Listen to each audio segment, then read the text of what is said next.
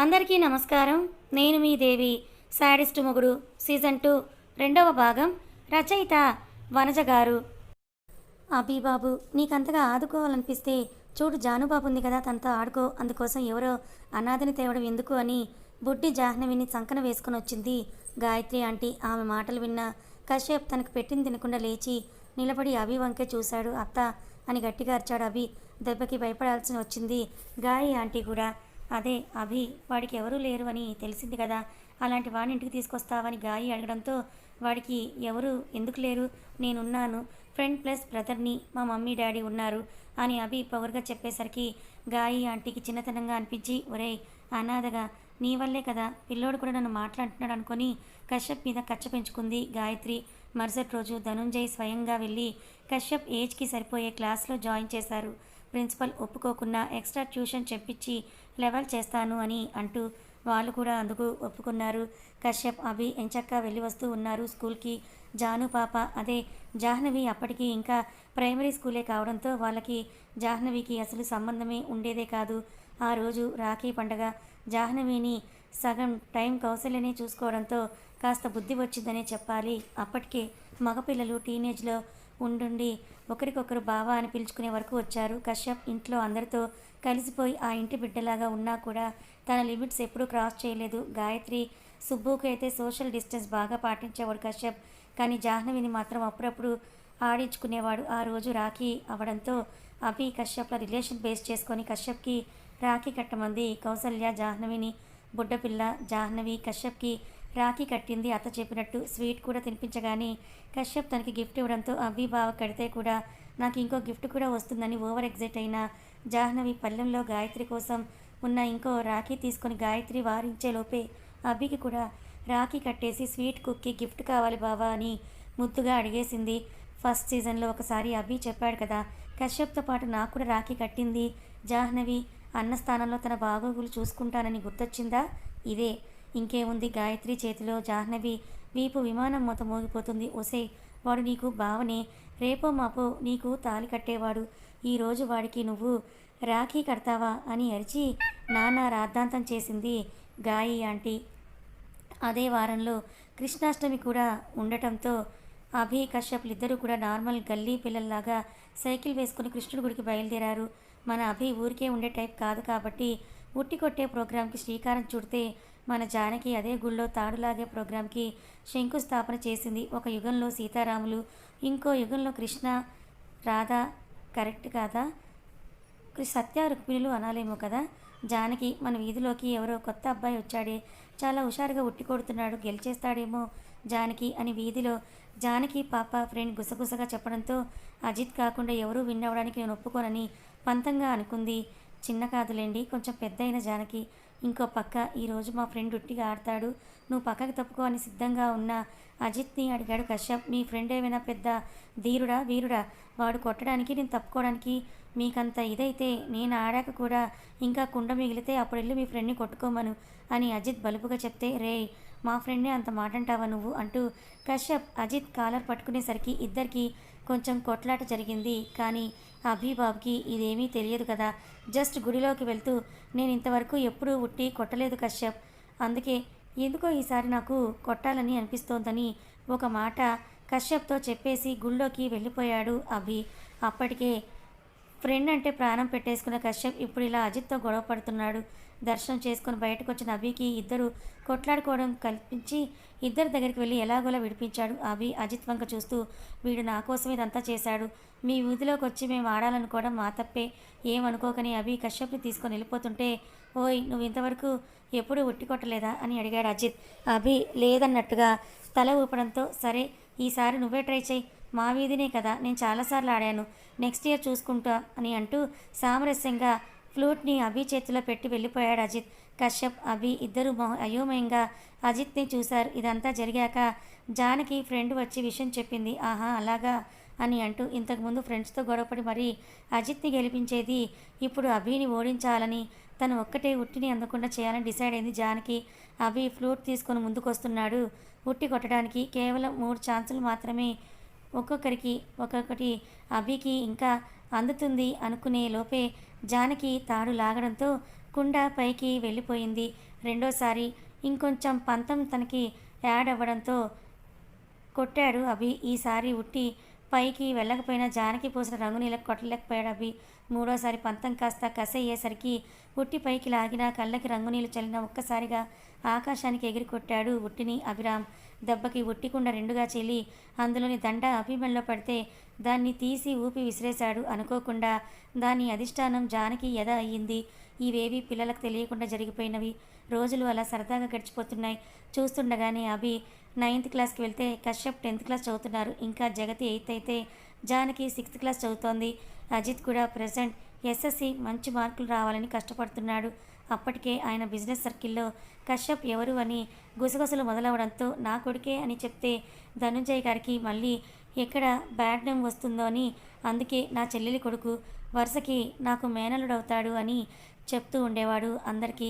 అభి ఎంతో నాకు, కశ్యప్ కూడా అంతే అని ఆయన ఎప్పుడూ కూడా అందరికీ చెప్తూ ఉండడం చూసి అందరికీ అదే నిజమని నమ్మారు. బికాస్ ధనుంజయ్ గారి రూట్స్ హైదరాబాద్ కాదు కాబట్టి గాయత్రి ఎత్తిపొడుపులు వింటున్న ఆమెకి దూరం పాటించాడు కశ్యప్. తనదైన నార్మల్ లైఫ్ స్టైల్ని జీవిస్తూ ప్రాణం ఆగిపోయేంత వరకు ధనుంజయ్, కౌసల్య, అభిరామ్ వీళ్ళ రుణం తీర్చుకోవాలని డిసైడ్ అయి ఉన్నాడు మన కశ్యప్. బేసికలీ ధనుంజయ్ గారిది కొంచెం దృఢమైన బాడీ కాబట్టి ఆ కటౌట్కి చిన్న భయం పెంచుకున్నాడు. అందుకే కౌసల్య గారు వాళ్ళిద్దరి మధ్య మీడియేటర్ చూస్తూ ఉండగానే అజిత్ కశ్యప్లది 10th క్లాస్ అయిపోతే కశ్యప్ మంచిగా 580 మార్కులు సాధిస్తే అజిత్ 585 సాధించి స్కూల్ ఫస్ట్గా పేరు తెచ్చుకొని ఇంటర్ ఫ్రీ సీట్ కొట్టి ఈశ్వరికి కొంచెం బర్డెన్ తగ్గించాడు. నెక్స్ట్ ఉన్న మన అభిబాబు తన 10 కూడా కంప్లీట్ చేసి ఇంకో 10 సంవత్సరాల వరకు ఎవరు హైదరాబాద్లో తన స్కోర్ని క్రాస్ చేయని విధంగా 598 తెచ్చుకున్నాడు. కానీ ఇంట్లో ఒక మొండి పట్టుపట్టి కూర్చున్నాడు అభిబాబు.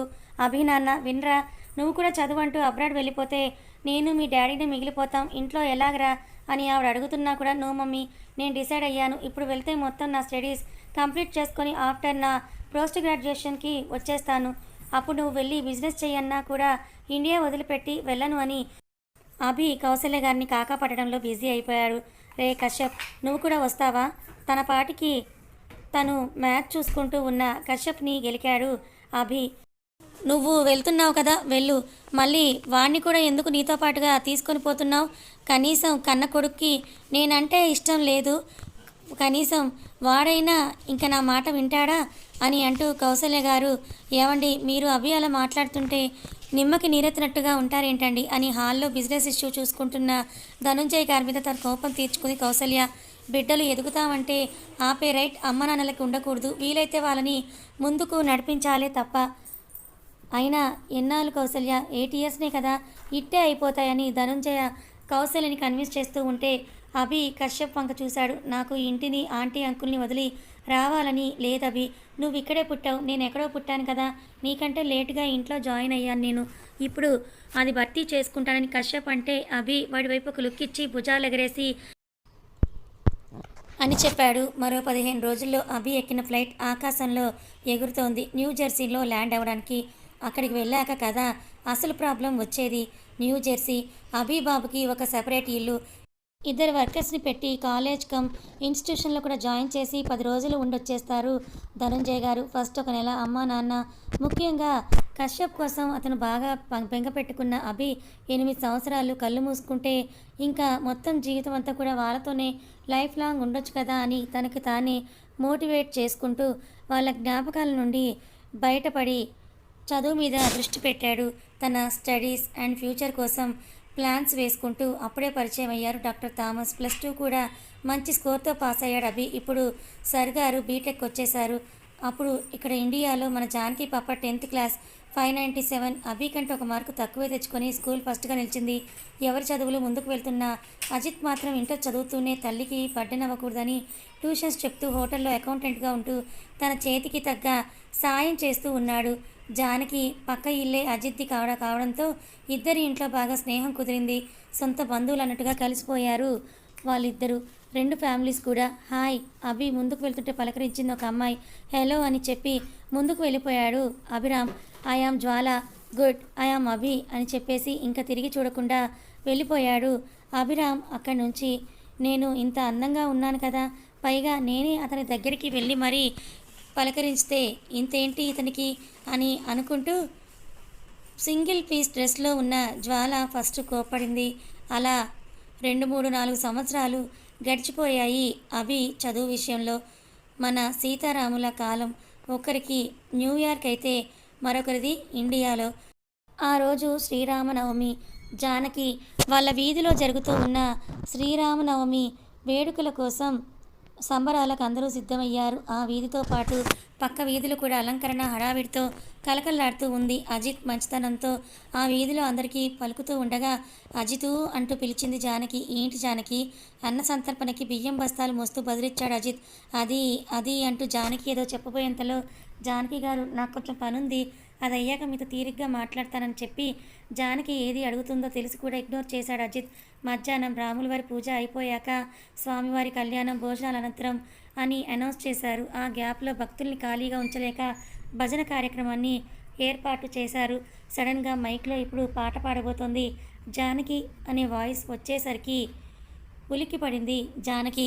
అందరికీ పానకం పోస్తున్నది కాస్త ఆమెకి విషయం అర్థమైపోవడంతో జానకి అజిత్ వైపే చిరుకోపంగా చూసి స్టేజ్ మీదకు వెళ్ళి మైక్ తీసుకుంది. మామిడి పండు రంగు లంగా బ్లౌజ్, దానికి తామర పువ్వు రంగు పవిట, మెడలో ఉన్న ఒక చిన్న హారం, మ్యాచింగ్ కమ్మలు, ఒద్దిగ్గా అల్లుకున్న జడ జగనాన్ని దాటుతోంది. అందులో నుండి మల్లె, కనకాంబరాలు పూలతో నుదుటన స్టిక్కర్, కింద 2 రకాల కుంకుమ, పైన విభూది గంధం, చెంపలకి పసుపు, కాళ్ళకి పసుపు విత్ పట్టీలు, చేతికి మ్యాచింగ్ మట్టి గాజులు. నిజంగా సీతమ్మ వయసులో ఆ జనకుడి ఇంట్లో ఇలాగే ఉండేదా అనిపించేలాగా ఉంది ఈ జానకి. మైక్ తీసుకొని ఫస్ట్ కొంచెం టెన్షన్ పడినా కూడా అజిత్ కళ్ళు ఆర్పడంతో ధైర్యం తెచ్చుకొని పెదాలు కలిపింది.